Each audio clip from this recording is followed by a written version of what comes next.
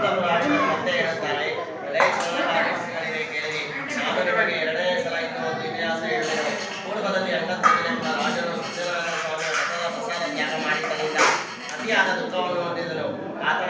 ಆತನು ಒಂದು ದಿನ ಅರಣ್ಯದಲ್ಲಿ ಬೇಟೆಯಾಡುತ್ತಾ ಮೃಗಗಳನ್ನು ಸಂಹಾರ ಮಾಡಿ ತನ್ನ ನಗರ ಸಮೀಪವಾದ ಒಂದು ವಟವೃಕ್ಷದ ಸಮೀಪದಲ್ಲಿ ಬಂದು ನಿಲ್ಲುವವನಾದನು. ಅಲ್ಲಿ ಗೋಪಾಲಕರು ತಮ್ಮ ಬಂಧುಗಳಿಂದ ಕೂಡಿ ಸಂತುಷ್ಟರಾದವರಾಗಿ ಭಕ್ತಿಯುಕ್ತ ಅಂತಃಕರಣವುಳ್ಳವರಾಗಿ ಸತ್ಯನಾರಾಯಣ ಪೂಜೆಯನ್ನು ಮಾಡುತ್ತಿದ್ದರು. ಇದನ್ನು ನೋಡಿದ ಈ ರಾಜನು ಅಹಂಕಾರದಿಂದಲೂ ಅಲ್ಲಿಗೆ ಹೋಗಲೂ ಇಲ್ಲ ಮತ್ತು ಆ ಸತ್ಯನಾರಾಯಣನನ್ನು ಕುರಿತು ನಮಸ್ಕಾರವನ್ನು ಮಾಡಲಿಲ್ಲ. ಆದರೆ ಸಮಸ್ತ ಗೋಪಾಲಕರೆಲ್ಲರೂ ಸತ್ಯನಾರಾಯಣ ಪೂಜೆಯನ್ನು ಪ್ರಸಾದವನ್ನು ರಾಜನಿಗೆ ನೀಡಲು ರಾಜನ ಪ್ರಸಾದ ಪರಿತ್ಯಾಗವನ್ನು ಮಾಡಿದ ಕಾರಣ ಅತಿ ದುಃಖವನ್ನು ಹೊಂದಿದನು. ಆ ರಾಜನು 100 ಮಂದಿ ಮಕ್ಕಳು, ಧನಧಾನ್ಯ ಮೊದಲಾದ ಐಶ್ವರ್ಯಗಳೆಲ್ಲವೂ ನಾಶವಾಯಿತು. ಆಗ ರಾಜನು ಇದು ಸಕಲವು ಸತ್ಯನಾರಾಯಣ ದೇವರ ಪ್ರಸಾದ ತಿರಸ್ಕರಿಸಿದ್ದರಿಂದ ನಷ್ಟ ಆಗಿರುವುದೆಂದು ಯಾವ ಸ್ಥಳದಲ್ಲಿ ಸತ್ಯದೇವರ ಪೂಜೆ ಆಯಿತೋ ಆ ಸ್ಥಳಕ್ಕೆ ಪುನಃ ಹೋಗಿ ಗೋಪಾಲಕರ ಸಹಿತನಾಗಿ ಭಕ್ತಿ ಮತ್ತು ಶ್ರದ್ಧಾಯುಕ್ತನಾಗಿ ಯಥಾವಿಧಿಯಿಂದ ಸತ್ಯನಾರಾಯಣ ದೇವರ ಪೂಜೆಯನ್ನು ಮಾಡಿದನು. ಅನಂತರ ಆ ರಾಜನು ಸತ್ಯನಾರಾಯಣ ದೇವರ ಪ್ರಸಾದದ ದೆಸೆಯಿಂದ ಧನಧಾನ್ಯ ಪುತ್ರಾದಿ ಐಶ್ವರ್ಯವು ಹೊಂದಿದವನಾಗಿ ಇಹಲೋಕದಲ್ಲಿ ಸುಖವನ್ನು ಅನುಭವಿಸಿ ಅಂತರ್ಕಾಲದಲ್ಲಿ ಸಾಕ್ಷಾತ್ ವೈಕುಂಠವನ್ನು ಲೋಕವನ್ನು ಹೊಂದಿದನು. ಈ ಪ್ರಕಾರವಾಗಿ ತಮ್ಮ ದುರ್ಬಲವಾದ ಈ ವ್ರತವನ್ನು ಯಾರು ಮಾಡುತ್ತಾರೋ ಅವರಿಗೆ ಸತ್ಯನಾರಾಯಣ ದೇವರ ಪ್ರಸಾದದಿಂದ ಧನ ಧಾನ್ಯ ಮುಂತಾದದ್ದು ಪ್ರಾಪ್ತವಾಗುತ್ತದೆ ಮತ್ತು ಯಾವನು ದರಿದ್ರನಾಗಿರುತ್ತಾನೋ ಅವನಿಗೆ ಧನ ಪ್ರಾಪ್ತಿಯಾಗುತ್ತದೆ. ಅವನು ಎಲ್ಲ ಕಷ್ಟಗಳಿಂದ ಮುಕ್ತರಾಗುತ್ತಾನೆ. ಯಾವ ಮನುಷ್ಯನ ಭೀತಿ ಹೊಂದಿರುತ್ತಾನೋ ಅವನು ಭಯದಿಂದ ಮುಕ್ತನಾಗುತ್ತಾನೆ. ಅವರಗಳು ಇಹಲೋಕದಲ್ಲಿ ಸಂಪೂರ್ಣ ಸುಖವನ್ನು ಅನುಭವಿಸಿ ಅಂತಕಾಲದಲ್ಲಿ ವೈಕುಂಠವನ್ನು ಹೊಂದುತ್ತಾರೆ. ಇದು ಸತ್ಯವಾದದ್ದು. ಮತ್ತೆ ಸೂತ ಮಹಾಮುನಿಗಳು ಹೇಳುತ್ತಾರೆ, ಹಿರೇಶ್ವರಕಾದಿಗಳೇ, ಈ ಪ್ರಕಾರ ಸತ್ಯನಾರಾಯಣ ದೇವರ ವ್ರತವನ್ನು ನಾನು ನಿಮಗೆ ಕಥನ ಮಾಡಿಸುತ್ತೇನೆ.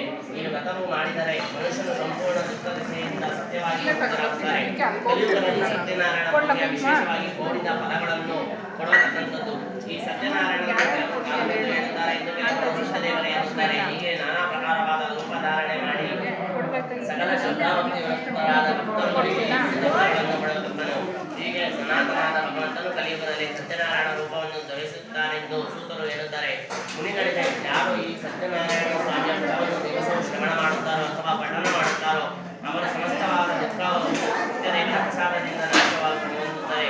ಸುಖದಿಂದ ಇರುತ್ತಾರೆ. ಇದರಲ್ಲಿ ಸಂಶಯವಿಲ್ಲ ಎಂಬುದಾಗಿ ಶೂನ್ಯ ಪ್ರಾಣಿಗಳು ಪುನರಾದಿಗಳಿಗೆ ಹೇಳಿದ ನಂಬರಿಗೆ ಸ್ಕಂದ ಪುರಾಣದ ದೇವಾಖಂಡದ 5ನೇ ಅಧ್ಯಾಯವು ಸಮಾಪ್ತವಾಯಿತು.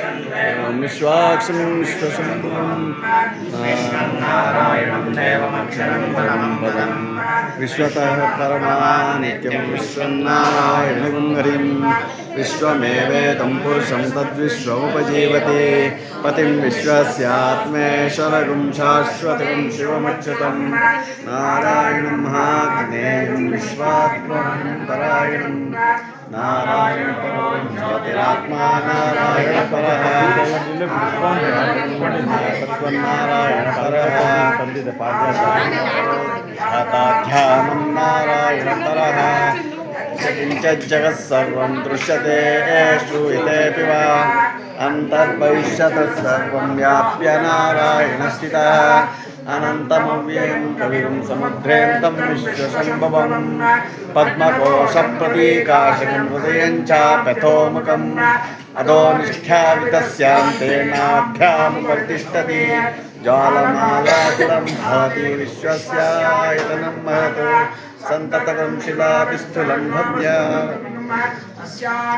सुषितं सूक्ष्मं तस्मिन् सर्वं प्रतिष्ठितं तस्य मध्ये वानग्निर्विश्वाचिद्विश्वतोमुखः सोऽग्निर्विवचन् तिष्ठन् आहारमजरः कविः ीर्यगोमधुशायी रश्मयस्तत्यसन्तता संस्थापयति सन्देहमापादलमस्तकः तस्य मध्ये वह्निशिखा अणियोर्ध्वा व्यवस्थितः नीलतो यदमध्यस्थादित्युल्लेखे वासरः दीवारशोकवक्रन्वी पीताभासस्त्यनोपमा तस्या शिखाया मध्ये परमात्मा व्यवस्थितः स ब्रह्म स शिव स हरिसेन्द्र सोऽक्षर परमस्वराट् ॐ तद्ब्रह्मा ॐ तद्वायो ॐ तदात्मा ॐ तत्सर्वम् ॐ तत्सर्वम् ॐ तत्पुरो नमः अन्तश्चरति भूतेषु गायां विश्वमूर्तिषु यज्ञस्त्वं वषट्कारस्त्वं इन्द्रस्त्वं विष्णुस्त्वं रुद्रस्त्वं प्रजापतिः त्वं तदापो ज्योतिर्विश्वमृतं ब्रह्मभूर्भुवस्वरम् राजाधिराजाय प्रसख्यसायिने नमो वै श्रवणाय गुरुमहे समे कामां कामकामाय मह्यं कामेशो वै श्रवणो ददातु कुबेराय वै श्रवणाय महाराजाय नमः ब्रह्मणो वेदामृतेनार्तां पुरीं तस्मै ब्रह्म च ब्रह्मा च आयः कीर्तिं प्रजां दुदुः स्वरः प्रोक्तो वेदान्ते च प्रतिष्ठितः तस्य प्रकृतिलीनस्य परस्मैश्वरः